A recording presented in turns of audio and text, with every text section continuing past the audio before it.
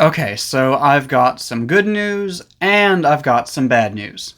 I'm Teacher Mike. I help adults like you learn real English that they can use in their daily lives. Today, we're learning how to give and receive both good news and bad news. Let's start with good news. If you have good news to give someone and the news is about them, here are two things that you can say. First, you can just say, "I've got some good news for you," and then tell them the news. Or if you are in a more formal situation, you can use, "I'm pleased to inform you that." For example, "I'm pleased to inform you that your application has been approved."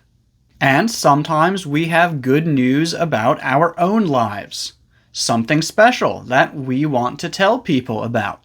In this situation, we usually just say something like, "I've got some news that I want to share with you," and then tell them the news.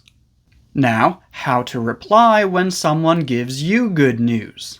Here are a few things that you can say if someone gives you good news about their life. For example, if someone tells you that they are going to have a baby. "That's such wonderful news." "Congratulations." "I'm so happy for you." Or, "I'm so happy to hear that." Sometimes we also say, "I'm proud of you," or "You deserve it." However, we only use those two when we know the person personally, and we have watched them work hard for a very long time to get that thing that they are telling us about. For example, if your child tells you that they have gotten accepted into a very good university, you might say, "Congratulations, I'm so proud of you." If someone gives you good news that is about you, you can say many different things depending on how you feel, who they are, and what the news is. However, if they are giving you something, you should always start by saying thank you. Now, let's talk about bad news. To give people bad news, we usually start with one of these. "Unfortunately," "I'm really sorry, but," or "There's no easy way to say this, but," or in a more formal situation, you might use, "I regret to inform you that." However, we usually use that one in writing. And sometimes people tell us bad news about their own lives.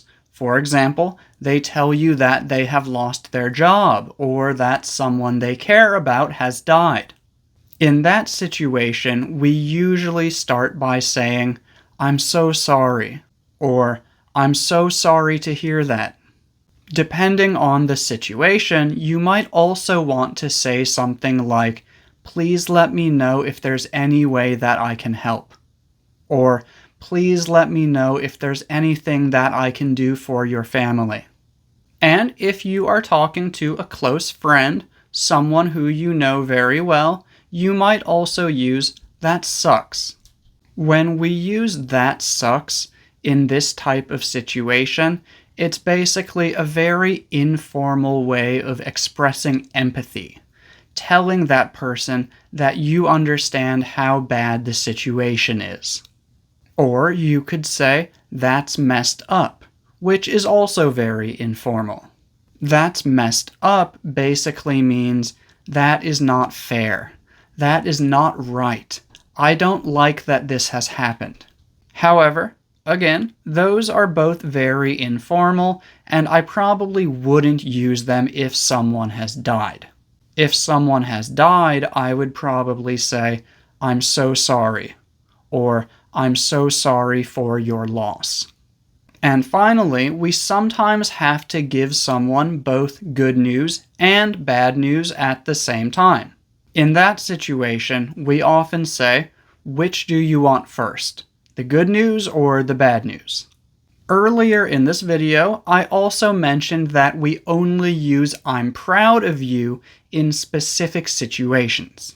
If you'd like to learn more about this and make sure that you are using it correctly, I recommend watching this video right here. That's all for today. Thank you for watching.